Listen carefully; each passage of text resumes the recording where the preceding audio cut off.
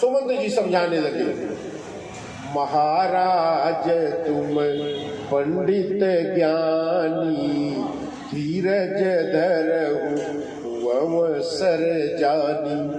महाराज आप, ये बड़ा विषम समय है, आप तो खुद ज्ञानी, मैं आपको क्या समझाऊं, लेकिन महाराज आप थोड़ा सा धैर्य धारण करेंगे ना तो सब सुख से पार हो जाएगा।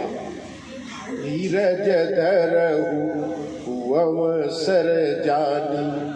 महाराज आपने तो जन्म मरण सब दुख सुख भोगा, हानि लाभ प्रिय मिलन वियोगा। काल कर्म बस होई गोसाई, बरबस रात दिवस की नाई। महाराज ये समय बड़ा कठिन है, बड़ा कठिन समय है। कैसा? आप तो महाराज खुद विद्वान है, आप जैसा ज्ञानी अगर इस अवसर पर इस विषम समय में अधीर हो जाएगा, धैर्य छोड़ देगा महाराज, तो क्या होगा? इसीलिए आप क्या करिए, आप धैर्य धारण करिए और आप जीवन मरण सब दुख सुख भोगा। आपने महाराज तो जन्म और मृत्यु के चक्कर को देखा है। हानि लाभ प्रिय मिलन वियोगा। हानि लाभ, प्रिय का मिलन और प्रिय का वियोग दोनों देखा है महाराज। आपने राम को जन्म देते भी देखा है, आपने राम का वनवास भी देखा है, संयोग भी देखा है, वियोग भी देखा है। महाराज काल कर्म बस होई गोसाई। काल महाराज कर्म के अधीन नहीं है, कर्म काल के अधीन है। काल कर्म बस होई गोसाई, बरबस रात दिवस की नाई। महाराज जैसे दिन के बाद रात और रात के बाद दिन आता है, उसी प्रकार से सुख के बाद दुख और दुख के बाद सुख आता है। आपने पहले सुख भोगा, अब दुख आया है, अब दुख के बाद महाराज फिर सुख आने वाला है। इसलिए इतना धैर्य आपको धारण करना पड़ेगा, क्योंकि आप तो खुद विद्वान है महाराज, आपको क्या समझाएं। बहुत प्रयास किया, लेकिन महाराज के शरीर शिथिल होते जा रहे। प्राण कंठ गत भयउ भुआलु, मन विहीन जिमि व्याकुल व्यालु। राम राम राम राम कहते हुए महाराज के प्राण कंठ तक आ गए हैं, हाथ पैर शिथिल पड़ते जा रहे। बहुत समझाया, कौशल्या जी वहीं बैठी हैं, कौशल्या को बुलाकर कहा, कौशल्या आज मुझे याद आ रहा है एक बात। क्या महाराज?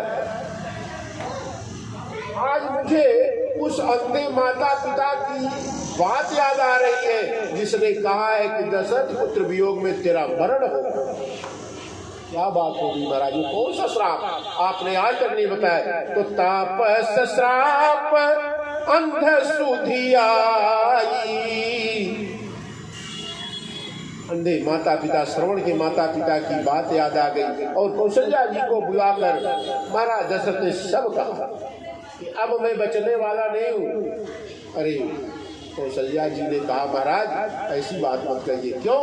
अयोध्या रूपी जहाज में सब जो पथिक बैठे हैं महाराज, ये सब डूब जाएंगे अगर कर्णधार नहीं रहेगा।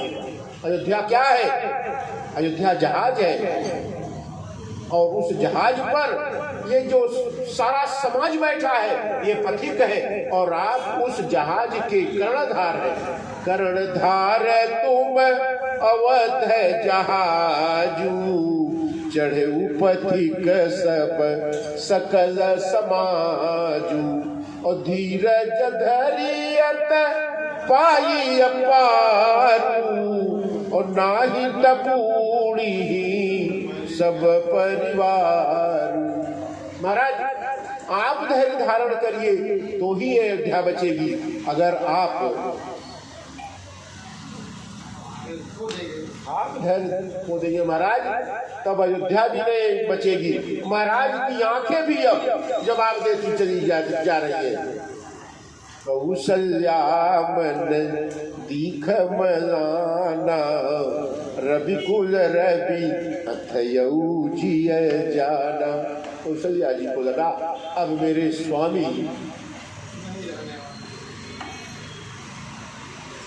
अब नहीं रहने वाले।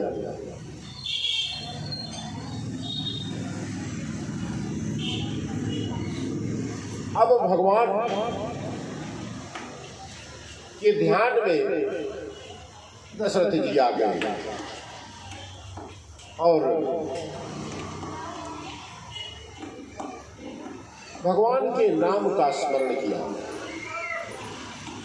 भगवान के नाम का, हार गुणनंदन प्राण प्रीते, तुम बिन जियत बहुत दिन बीते। राम बहुत दिन बीत गया, तेरा दर्शन नहीं हुआ। हार गुणनंदन प्राण प्रीते, तुम बिन जियत बहुत दिन बीते। आ जानकी लखन हार गुबर, हापित हित चित चातक जलधर। राम को याद किया, लक्ष्मण को याद किया, जानकी जी को याद किया और सबसे दो बार राम राम कहके राम राम कही राम कही, राम राम कही राम, तन परिहरि रघुबर बिरह, राव गयऊ सुर